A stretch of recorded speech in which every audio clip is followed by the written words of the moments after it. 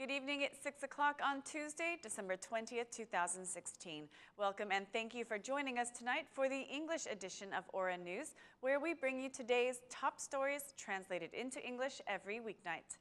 The Prosecution General is asking for mandate interruptions for the MPs Dashimir Tahiri and Shkelqim Selami and for the Mayor of Kavaja, Elvis Roshi. The prosecution announced that, based on the decriminalization law, the MPs and the Kavaja Mayor should be suspended of their duties. In a media outlet, the director of the Prosecutor General's cabinet made the verifications public at the request of the Central Election Commission. According to the prosecution, the MP Tahiri did not declare some data on the decriminalization form. MP Tahiri has not declared a case made against him by the Foggia police for money counterfeiting. He has not declared an order of arrest with 9 months in prison given by the Rama court for using a fake driving license, and has not declared being checked by police several times. Earlier today, MP Tahiri declared at the prosecution's decriminalization sector that he was not aware of the arrest order issued by the Rama court. Regarding the proceeding for counterfeit money, MP Tahiri said that a waiter gave him false money. Meanwhile, the MP Shkelqim Selami has been found not to have declared an arrest order issued by the Brindisi court for human trafficking. The court's order was issued in 1994 and executed in 2006. The MP was imprisoned for a week and then investigated, though not detained. The results for the mayor of Kavaja, Elvis Roshi, show he did not declare an Italian conviction sentence given to him in 1995 for the criminal offense of group raping.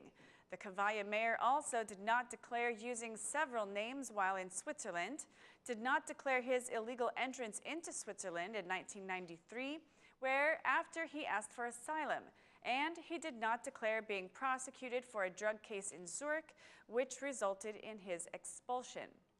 The current mayor of Kavaja again entered Switzerland illegally in 1997 and again asked for asylum. His request was not approved and he was returned to Albania. In 2015, the DEA informed the Swiss authorities that they were investigating a citizen named Enver Roshi for drug trafficking and money laundering. The prosecution says that it has officially informed the Central Election Commission about these results and has launched a criminal offense investigation for the falsifying of the decriminalization forms. The prosecution is investigating a considerable number of state officials, verifying the data they gave on the decriminalization forms. The Socialist Movement for Integration MP Shkelqim Selami was called in today by the Prosecution General's decriminalization sector. The MP told the media that he was called in to clarify the decriminalization form he submitted to the Central Election Commission.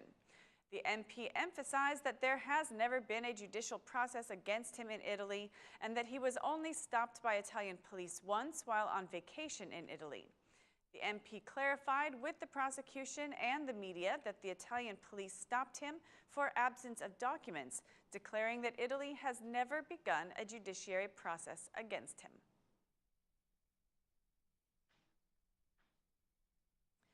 During a meeting with retirees, Prime Minister Rama said the Albanian court may be the most degenerated in the world. The Prime Minister also spoke of the pension reform, for which he said that if it had been made 20 years ago, the pensions would have been higher.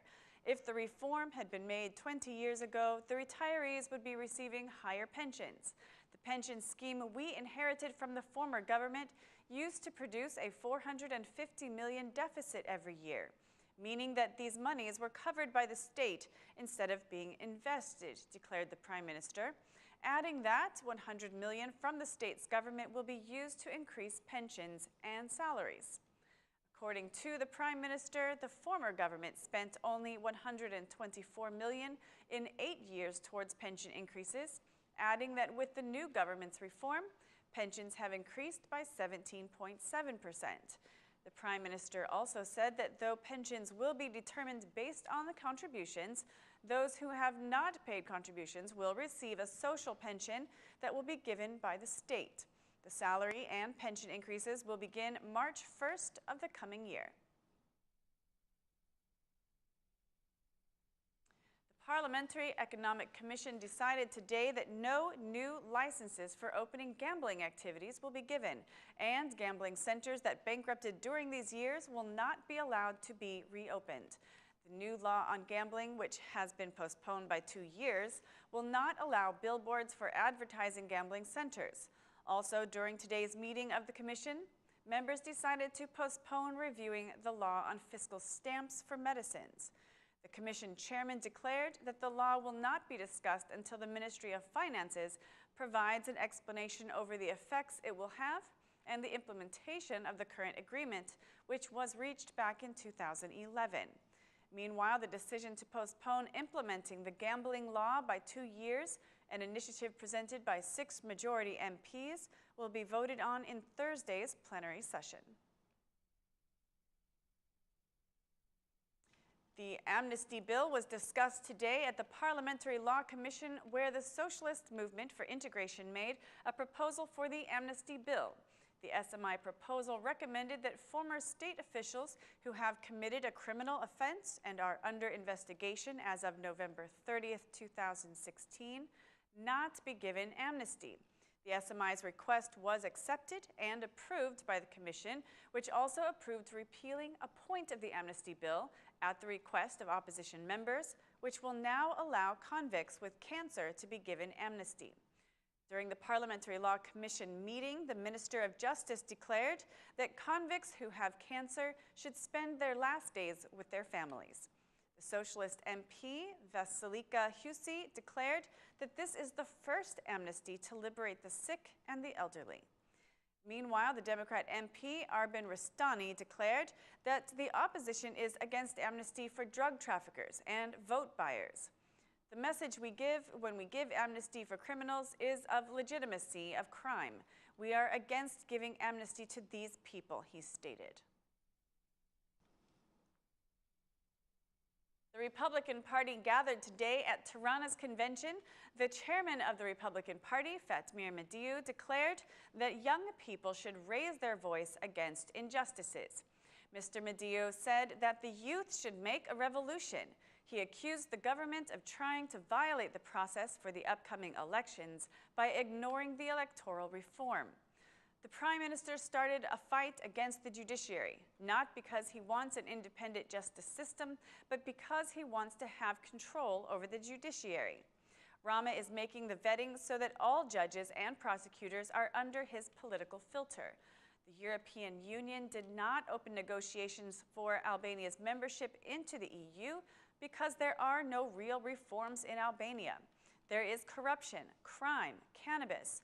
Together with you and the international factor, we should guarantee free and honest elections. We should guarantee an electoral reform which will allow the Albanian people to vote for those they want to represent them in parliament, declared the chairman of the Republican Party. The Republican Party's aim to create its own parliamentary group and be the second force in the right-wing coalition were highlighted at the convention. That's all for our English edition this evening. Please join us again Monday through Saturday at 6 p.m. for your local news in English. My name is Mari, and on behalf of Aura News, thank you and good night.